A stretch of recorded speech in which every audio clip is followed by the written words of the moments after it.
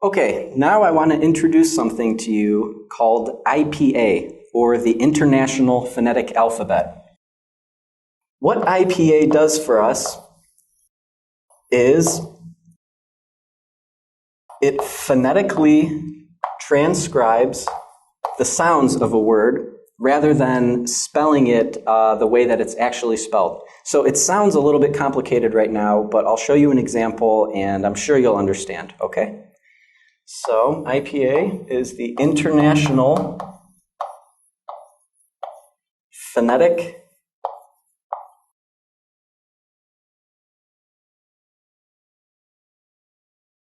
Alphabet. Okay, now let's look at an example of what an IPA transcription. A transcription is just a writing. So let's take a look at what an IPA transcription looks like, okay?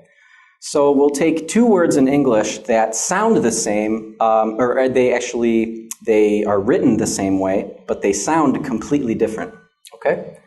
So, for example, we have the word through, okay?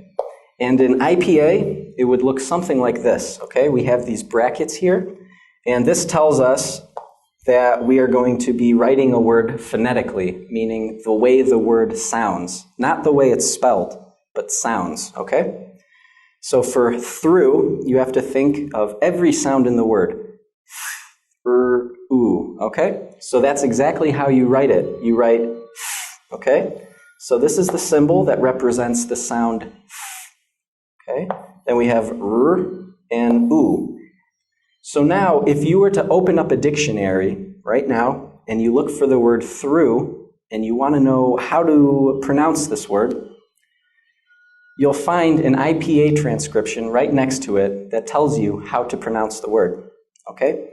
Now, let me show you why IPA is important for language learners, okay? We have another word in English, and that's though, okay? Now, if you notice, these two words are spelled exactly the same way. However, the sound is very different, okay? So in IPA, this word would be written, okay? This is a symbol for okay? It's very similar to but only it has voice, okay? Okay? And that, instead of oo, in this word, it's read as o, okay? So we have through and though, although the spelling is the same, right?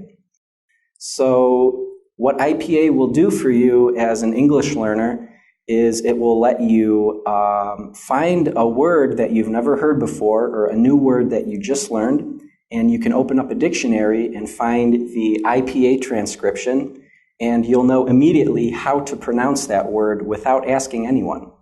Now, this is especially important for you English learners who are studying at home and not in a classroom, because you might not have the opportunity to ask a teacher. You can try to message me, but I might be a little bit busy or I might miss your message.